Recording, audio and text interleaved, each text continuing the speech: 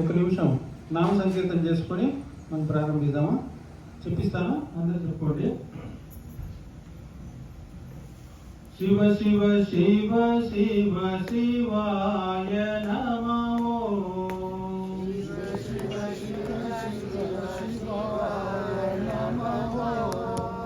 శివ శివ శివ శివ శివాయ నమో.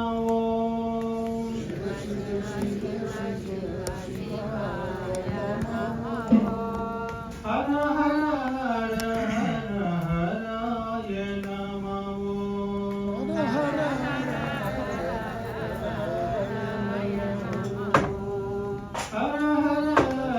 హర హరాయ నమో.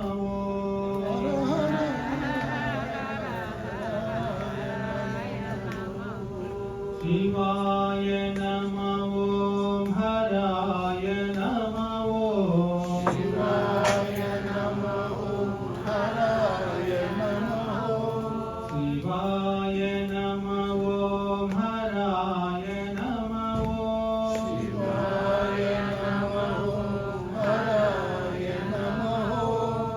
హర హర హర హర హరాయ నమో.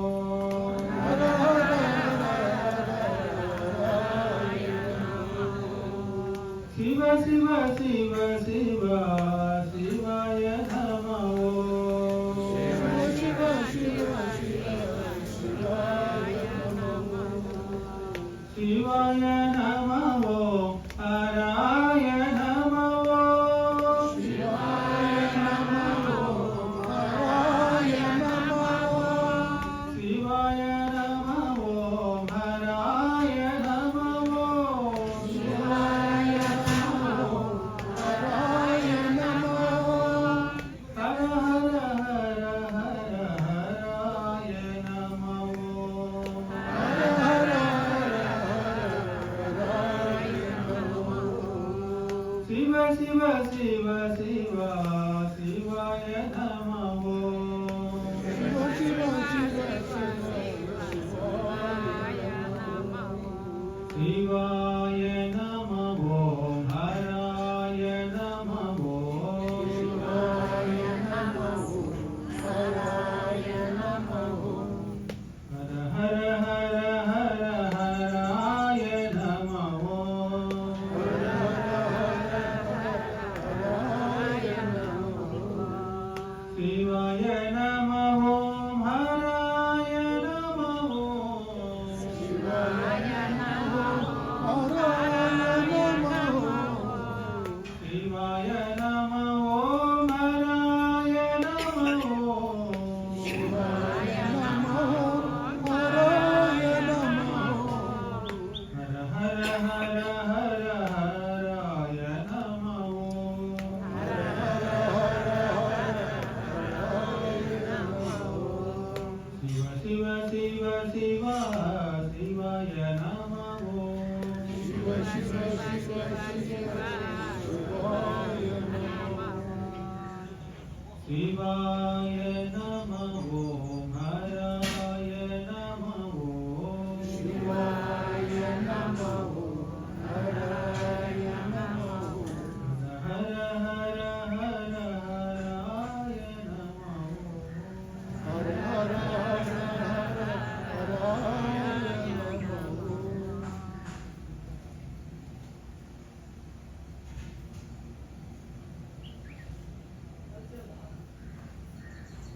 ఓం సదాశివసమారంభాం శంకరాచార్యమధ్యమాం అస్మదాచార్యపర్యంతాం వందే గురుపరంపరాం. ఓం సహనావతు సహనౌ భునక్తు సహ వీర్యం కరవావహై తేజస్వినావధీతమస్తు మా విద్విషావహై. ఓం శాంతి శాంతి శాంతి. హరి ఓం. క్షేత్రపాలకుడైన పరమేశ్వరుని వందిస్తూ వేదిక మీద ఆశీనులైన మహాత్ములందరికీ వారి యొక్క దివ్య చరణాలను శాస్త్రాన్ని దండ ప్రణామం సమర్పించుకుంటూ మీ అందరికీ వందనాలు.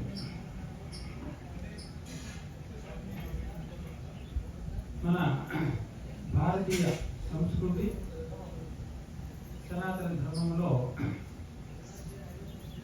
ఈ యొక్క భారతదేశంలో ఎంతో మంది మహాత్ములు అవతరించినారు. ఆ పరంపరలోనే మరి భూమానంద భారతి స్వాములు జన్మించి సాధన చేస్తూ ధర్మ ప్రచారం చేస్తూ 10 మందిని ఆధ్యాత్మిక మార్గంలో నడిపిస్తూ మరి వాళ్ళ జీవితాన్ని ధన్యం చేసుకున్నారు. వాళ్ళ యొక్క ఆరాధన ఈరోజు. అట్లా ఋషులు దశావతారాలు కూడా, భగవంతుడి యొక్క అవతారాలు కూడా ఈ భారతదేశంలోనే జరిగినాయి. అట్లనే ఋషులు ఎంతో మంది ఈ భారతదేశంలో అవతరించి జ్ఞానాన్ని మనకు ప్రసాదించారు. ఆ జ్ఞానం మనకి ఎక్కడ దొరుకుతుంది అంటే వేదం. ఎవరు ఏ ఉపన్యాసం చెప్పినా, ఏ స్వామి చెప్పినా దానికి ఒక ఆధారం ఉంది కదా. మనం నేరుగా వేదాలు చదవలేము కాబట్టి ఉపనిషత్తులు చదవలేము. అవి చదివిన వాళ్ళు దాన్ని అర్థం చేసుకొని వాళ్ళ యొక్క పరిభాషలో వాళ్ళు మనం చెప్తే మనకు అర్థమవుతుంది. సముద్రంలో ఉండేటువంటి నీళ్లు మనం తాగేదానికి అవుతుందా? అదే పైకి వెళ్ళి సూర్యరశ్మి ద్వారా వర్ష రూపంలో పడితే ఆ వర్షపు నీరు మంచి నీరై మనం తాగుతాం. అది ఎక్కడి నుంచి వచ్చింది? సముద్రం నుంచే వచ్చింది. అట్లుంటుంది ఈ వేద సాగరమైనటువంటి. కాబట్టి అటువంటి మహాత్ములు వర్షపు నీరు వలె మనకి వేదాంతాన్ని అందించినారు. వేదం, తర్వాత ఉపనిషత్తులు, వేదాలు, వేద అంగాలు, ఉపవేదాలు, ఉపనిషత్తులు, పురాణాలు, 18 పురాణాలు, 18 ఉప పురాణాలు, 64 విద్యలు, తర్వాత భగవద్గీత, బ్రహ్మసూత్రాలు, ప్రశ్నాత్రయం అంటాం.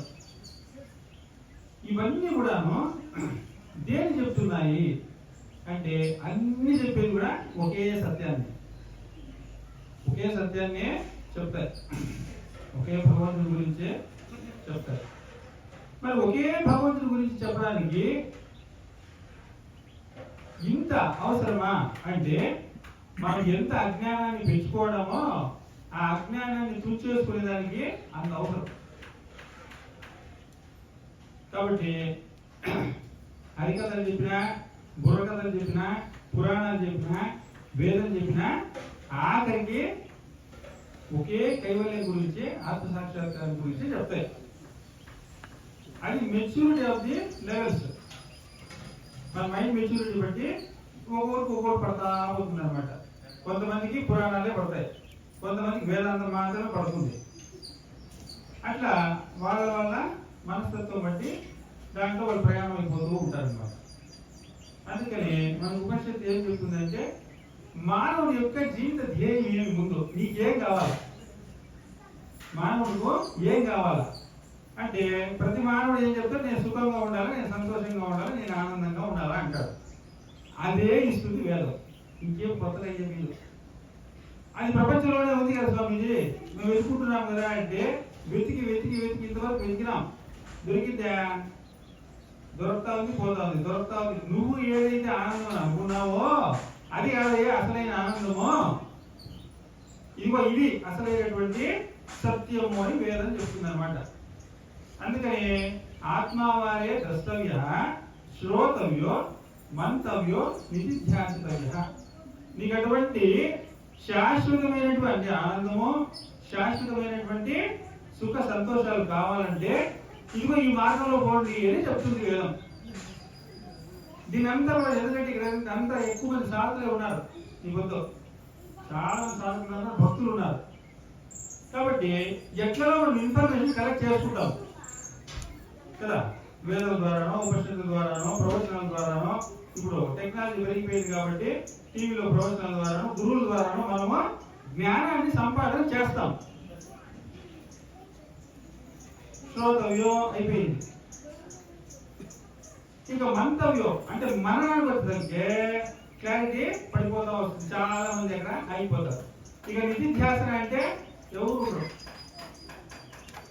ఏ జ్ఞానాన్ని అయితే మనం శ్రవణం చేసినామో ఆ జ్ఞానము అనుభవానికి రాకుండా ఏ ప్రయోజనము కదా. గులాబ్ జాము ఎట్లుంటుంది అంటే బాగా రౌండ్గా ఉంటుందండి, గోల్డ్ కలర్ లో ఉంటుంది, అది చక్కెర పాకంత బాగా పీల్చుకొని ఉంటుంది, తీయగా ఉంటుందండి అని చెప్తున్నారుకో, మనకు తెలిసింది అది ఏమి. మనం ఎప్పుడైతే దాన్ని తింటామో అప్పుడు కానీ దాని మాదిరి తెలుస్తుంది.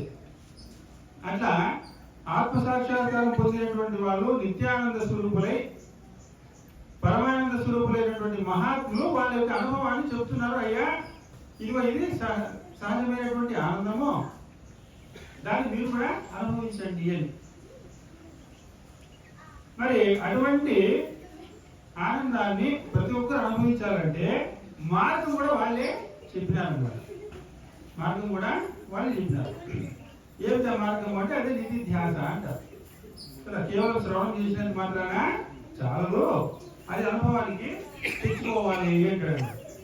ఇంతకీ ఏంటి నిధి ధ్యాస అంటే ఏమి, ధ్యానం అంటే ఏమి, అసలు ఇది అవసరమా? నిధి ధ్యాస అనేది కానీ ధ్యానం అనేది కానీ అవసరమా అంటే, ఇప్పుడు చూడండి ఒక ఉదాహరణ. ఒక వ్యక్తి ఉంటాడు, ఆ వ్యక్తి షూ వేసుకుంటాడు, ఒక కోట్ వేసుకుంటాడు, చేతులకి గ్లౌజ్ వేసుకుంటాడు, ఒక హ్యాండ్ పెట్టుకుంటాడు, ఒక స్పెక్స్ పెట్టుకుంటాడు, ఇన్నింటితో ఉంటాడు. ఆ వ్యక్తిని మనం గుర్తుపడతామా? గుర్తుపట్టే గైలు అన్ని ధరించుంటాడు అన్నమాట. చలికాలం ఇప్పుడు హ్యాండ్ వేసుకున్నాడు కూడా, టోపీ వేసుకున్నాడు. ఆ వేసుకున్న టోపీ ఆ వ్యక్తి అవుతాడా? ఆ వ్యక్తి టోపీని నేను ధరించినాను, టోపీ వేరు నేను వేరు. నేను షూ వేసుకున్నాను కానీ షూ వేరు నేను వేరు. నేను షూ అవుతానా? పోలండి ఈ వస్తువులన్నీ తీసి కుప్పవలసినాను అనుకోండి. టోపీ అడేసినాను, గ్లౌజులు అడేసినాను, తర్వాత నా కోట్ అడేసినాను, నా షూ వేసినాను. ఇప్పుడు ఈ వస్తువులు కుప్పంతా ఆ వ్యక్తి అవుతాడా? లేదు. వాటన్నింటినీ నేను ధరించినాను. ధరించిన నేను వేరు, వస్తువులు వేరు కదా. దీంట్లో ఏమైనా అనుమానం ఉందా? అనుమానం ఉందా? ఏమీ లేదు. ఇక్కడ కూడా మన హృదయంలో ఒక వ్యక్తి ఉన్నాడా లేదా? ఆ వ్యక్తికి నువ్వేమైనా పేరు పెట్టుకో, నువ్వు జీవుడనో దేవుడనో ఆత్మ అనో అంతర్యామి అనో నువ్వేమన్నా పేరు పెట్టుకో, లోపల ఉన్నాడు కదా. వాడు అనేకమైనటువంటి ఉపాధులను ధరించి ఉన్నాడు. స్థూల శరీరం, ఈ కనిపించే ఈ శరీరాన్ని ధరించి ఉన్నాడు. ఆ వ్యక్తి ఎట్లయితే ఒక టోపీ ధరించి ఉన్నాడో, ఒక షూ ధరించి ఉన్నాడో, అట్లా మన లోపల ఉన్నటువంటి ఒక వ్యక్తి పంచకోశాలను ధరించి ఉన్నాడు. అన్నమయ్యతో కనిపిస్తున్నటువంటి స్థూల శరీరం. ప్రాణమయ్య, ప్రాణం ఉందా లేదా మనందరికో? ఆ ప్రాణం కూడా నేను కాదు, ధరించిన వస్తువు నేను కాదు కదా. అంటే మనోమయ, మనసు ఉందా లేదా? విజ్ఞానమయ, ఆనందమయ, వీటన్నింటినీ ధరించినటువంటి ఒక వ్యక్తి ఉన్నాడు. ఆ వ్యక్తి వేరు, ఇవన్నీ వేరు. కానీ మనం ఏమనుకుంటామో, ఈ శరీరమే నేను, ఈ శరీరమే నేను అంటే ఎట్లుంటుంది తెలిసిన? నా టోపీనే నేను అన్నట్టు ఉంటుంది, నా షూనే నేను అన్నట్టు ఉంటుంది కదా. అవన్నీ ధరించిన వ్యక్తి నువ్వు ఉన్నావా లేదా? ఉండవు. అవన్నీ తీసేస్తేనే అసలైన వ్యక్తి బయటకు వస్తాడు. అట్లనే అన్నమయ, ప్రాణమయ, మనోమయ, విజ్ఞానమయ, ఆనందమయ అనేటువంటి ఈ యొక్క కోశాలను, శరీరాలను ధరించిన వ్యక్తి లోపల ఉన్నాడు. ఆ లోపల ఉన్న వ్యక్తి యొక్క అనుభవాన్ని పొందడమే ధ్యానము, నిధి ధ్యాస. అర్థమైందా? ఏ వ్యక్తి అయితే వీటన్నింటిని ధరించి ఉన్నాడో ఆ వ్యక్తి యొక్క అనుభవాన్ని పొందడమే ధ్యానము, నిధి ధ్యాస. అంటే నిన్ను నువ్వు తెలుసుకోవడము. శ్రవణంతో వచ్చేసిందా? లోపలికి వెళ్ళాలి కదా. బయట ఏముంది, ప్రపంచంలో ఏముంది, సూర్యుల్లో ఏముంది, చంద్రుల్లో ఏముంది, నక్షత్రాల్లో ఏముంది అని బయట వెతుకుతున్నామే కానీ లోపల వెతుకుతున్నావా?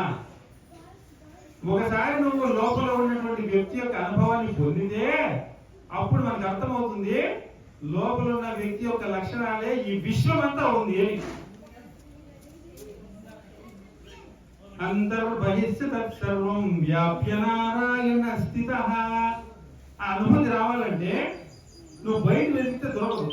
ముందు మనల్ని మనం అంతర్ముఖులై లోపల ఉన్న వ్యక్తి యొక్క అనుభవాన్ని పొందినప్పుడు దృష్టి జ్ఞానమయం కృత్వ పశ్చే బ్రహ్మమయం జగత్. మనకు ఇప్పుడు ఉన్నటువంటి జీవ దృష్టి భిన్న దృష్టి, భిన్నత్వమే కనిపిస్తుంది. ఎంత అద్వైతము సిద్ధాంతము అధ్యయనం చేసినా నీ దృష్టి మారలేదు కాబట్టి జీవ దృష్టి వల్ల ఈ ప్రపంచంలో భిన్నత్వమే రాగద్వేషాలే కనిపిస్తాయి.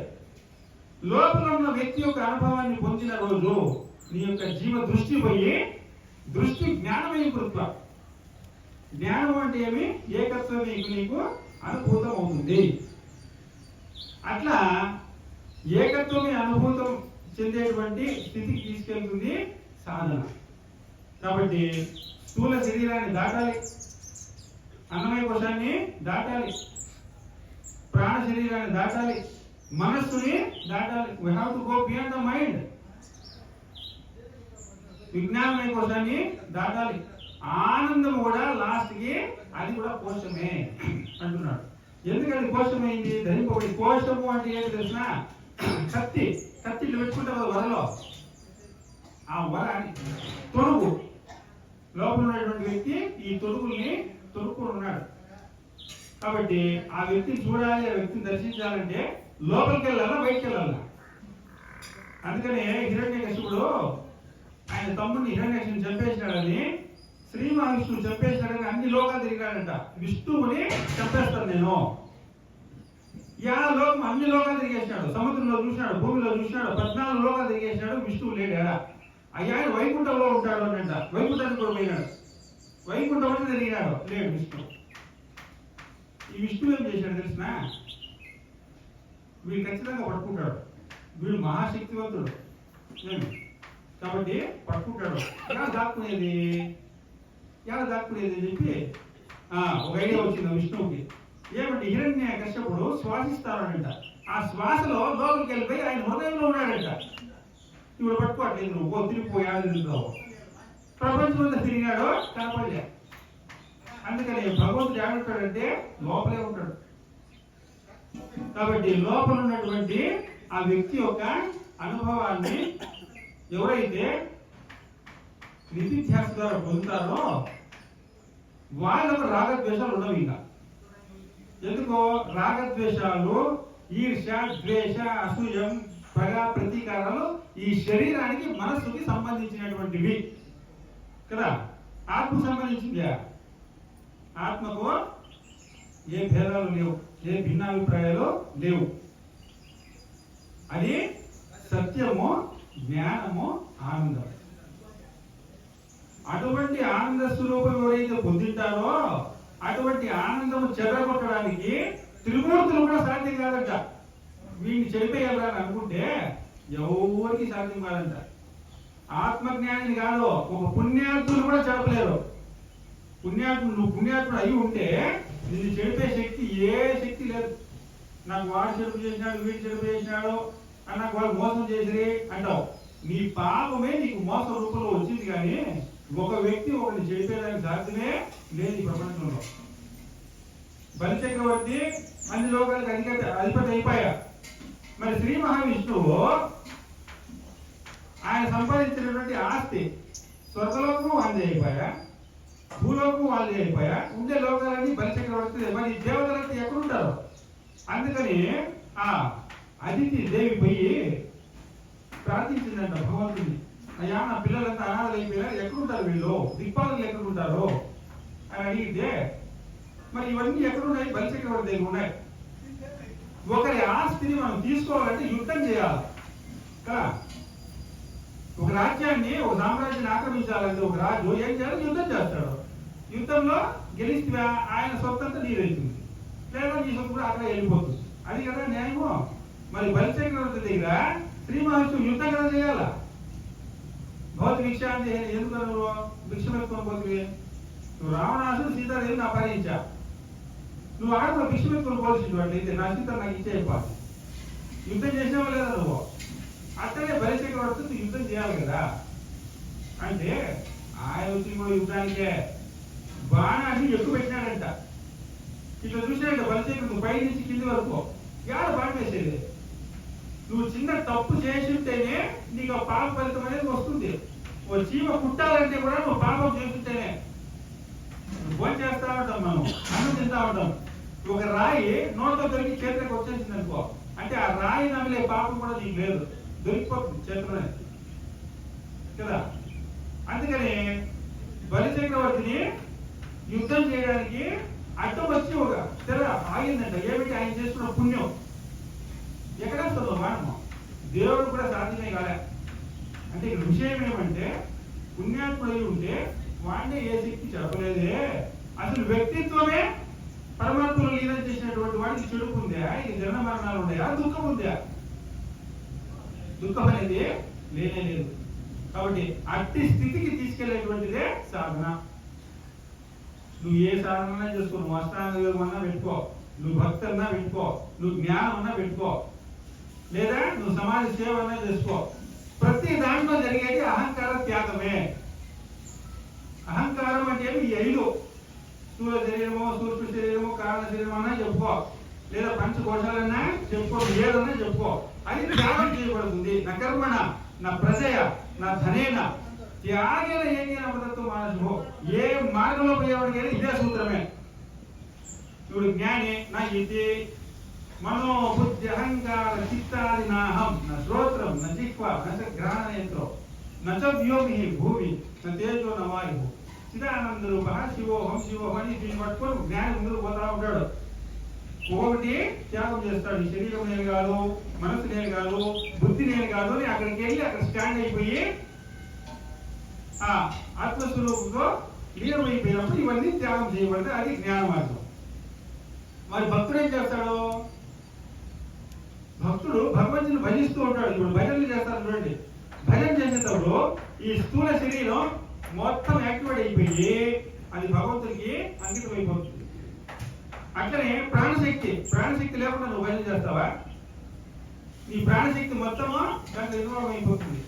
అట్లనే మనస్సు, రాగము, తాళము, పల్లవి 3 కలిసి ఎప్పుడైతే నువ్వు భగవంతుని కీర్తనలు చేస్తావో నీ కదలమన్నా కదలదు. నీ మనస్సు ధ్యానంలోనే నీకు తెలుస్తుందేమో, కానీ కీర్తనలో కదలదు. సో అట్లా మనోమయ కోసము త్యాగం చేయబడింది భగవంతుని కోసం. ఇక విజ్ఞానమయ కోసం అంటే బుద్ధి.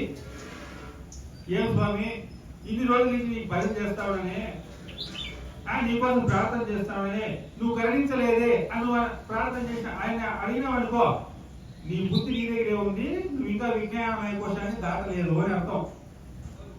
అయ్యా నువ్వు నన్ను రక్షిస్తావా శిక్షిస్తావా నీ ఇష్టం, ఇదిగో నేను నీ సేవకుని అని ఆయనకి ఏమి గుర్తు చేయకుండా తన సర్వస్వాన్ని భగవంతుడికి అర్పించి ఆ భక్తులు భజించినాడు అనుకో, నువ్వు విజ్ఞానమయ కోశాన్ని కూడా దాటినావు, ఆనందమయ కోసం కూడా భగవంతుడికి సమర్పితం అయింది.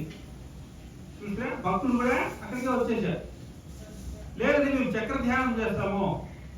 మూలాధారైక నిలయ బ్రహ్మ గ్రంథి విభేదిని మణిపూరాంత రుదిత విష్ణు గ్రంథి విభేదిని ఆజ్ఞా చక్రాంతర అలస్త రుద్ర గ్రంథి విభేదిని సహస్రానాంబుజారూఢ సుధాసారాభివర్షిణి తటిల్లత సమర్షిణి షట్చత్వో పరిసంస్థిత. వాళ్ళు కూడా అక్కడికే వస్తారు. మనం తిరుమలలో పోతా ఉంటాము. ఏమంటే మీరు ఆలయంలో వచ్చినారు, మేము 300 టికెట్, మాది 1500, మీది మేము 1,00,000 రూపాయలు.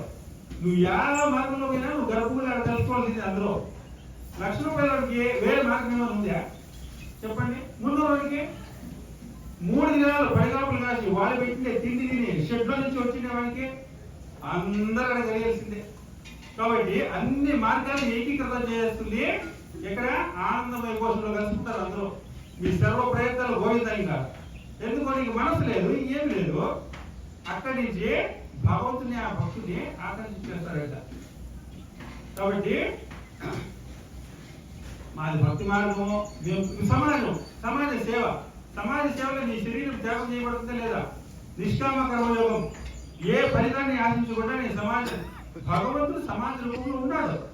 ఆ సమాజ రూపంలో ఉన్నటువంటి భగవంతుని నేను సేవిస్తున్నాను అంటే, సేవ చేస్తున్నాను అంటే నీ తను మన ధనాన్ని సమాజానికి అర్పిస్తున్నావు. అక్కడ కూడా త్యాగం చేయబడతా ఉంది. నువ్వు కూడా వెళ్ళేది అక్కడికే. కాబట్టి మార్గాలు ఎన్నైనా చేరుకునేది అక్కడికే. భక్తులు ఎక్కువనో జ్ఞానం తక్కువనో జ్ఞానం ఎక్కువనో భక్తి ఎక్కువనో కాదు. అవన్నీ భిన్న దృష్టి ఉన్నంత వరకే. ఎప్పుడైతే మన దృష్టి అతిక్రమించినామో అన్ని మార్గాలు ఏకమైతాయి అన్నమాట. కాబట్టి ఎక్కడికి వెళ్ళాలి, ఏది లక్ష్యము అని చెప్పినటువంటి వాళ్ళు ఋషులే. ఆ మార్గాన్ని ఎట్లా చేరుకోవాలని మార్గాన్ని చూపించేటువంటి వాళ్ళు ఋషులే. ఆ గురు పరంపరలో వచ్చినటువంటి వాళ్ళే సద్గురు భూమానంద స్వామి వారు. వారి యొక్క పవిత్రమైనటువంటి పుణ్యారాధన మనం ఈరోజు చేసుకుంటున్నాం అన్నమాట. ఎందుకంటే ఇంత గొప్ప మార్గాన్ని మనకి ఇచ్చినటువంటి ఋషి సాంప్రదాయంలో ఉన్నారు కాబట్టి వాళ్ళకు కృతజ్ఞతలు తెలుపుకుంటూ వాళ్ళ శాస్త్రాన్ని నమస్కారాలు చేసుకుంటూ వాళ్ళకి ఆశీర్వాదాన్ని పొందడానికి ఇటువంటి కార్యక్రమాల్లో మనం చేస్తాం అన్నమాట. కాబట్టి ఆ లక్ష్యాన్ని తెలుసుకొని ఆ లక్ష్యాన్ని చేరుకునేటువంటి శక్తిని, యుక్తిని, భక్తిని ఆ సద్గురునాథుడు మనకెందరికీ ఇచ్చి కాపాడగా కానీ ఈ రెండు మాటలతో వినిపిస్తున్నారు. హలో